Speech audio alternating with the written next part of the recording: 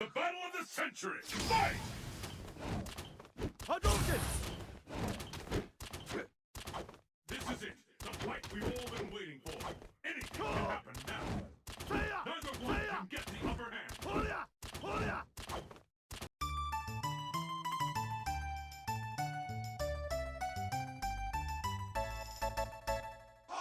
The first Street Fighter game, released in 1987, is generally regarded to be pretty bad. While the arcade mode features a variety of, characters, in multiplayer, players could only select Ryu and his direct duplicate, Ken. One of the things that made Street Fighter II stick out from the then relatively niche genre of 1v1 fighting games was the ability to select from a wide range of characters. The brilliance of multi-character design is that it creates asymmetry of space. By asymmetry of space, I mean there are ranges where the characters are stronger or weaker relative to the opposing character depending on where they are on the screen. Ryu is the poster boy, and the game was designed around him as an all-rounder character, with some characters being more aggressive or defensive. People will sometimes use the phrase mid-range to describe Ryu's playstyle. In order to make sense of the term and asymmetry of space, let's take a look at two archetypes who skew dramatically in one direction or the other of mid-range: Grapplers and Zoners.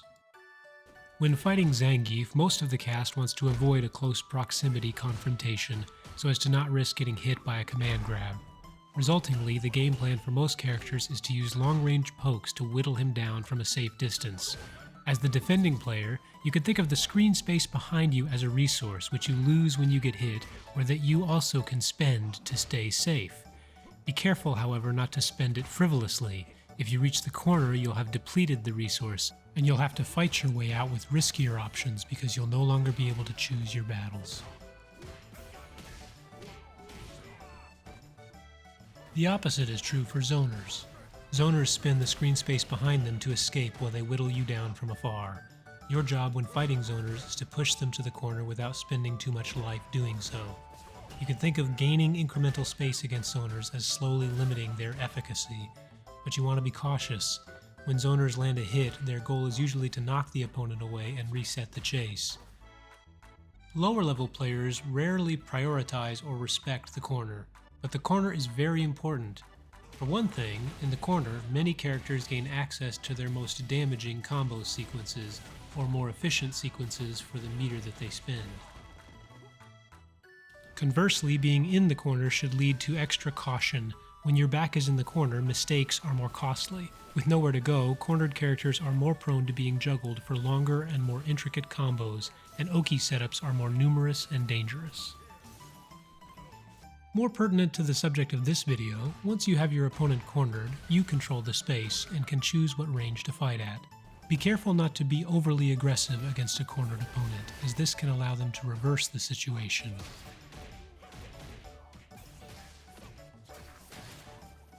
Against Zoners in particular, once you have your opponent in the corner, it is imperative that you keep them there. If they escape the corner, it's like they've gained an entire new life bar with all the screen space they have behind them, and they can run away from you all over again. Playing slowly against a cornered opponent is a lower risk option. Remember, if you have cornered your opponent, you get to dictate the pace and range now. Try standing underneath the timer or thereabouts, and make sure to anti-air any escape attempts and deter any forward movement. Since their back is to the wall, they only have forward movement as an option. You are exerting pressure just by keeping them in the corner. You don't have to win immediately. Your opponent will have to look for a way to escape. Maintain the threat and control the space, and you will come out on top.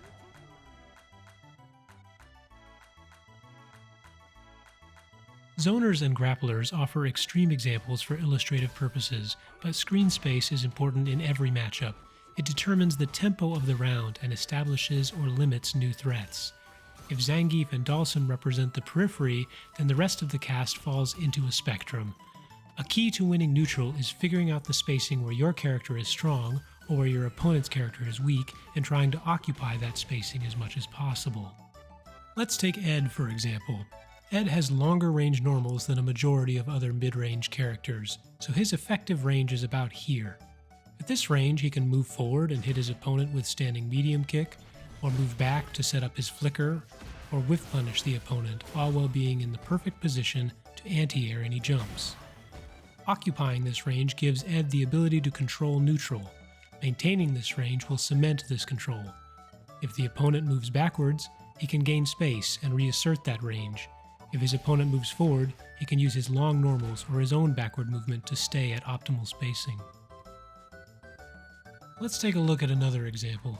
When used from about a half screen's distance, Terry's burn knuckle leaves him plus. Terry therefore has a unique threat when he is about half screen away. So how would you play against burn knuckle? Well, one option is to simply be ready to react to the threat at the ranges where he might use it.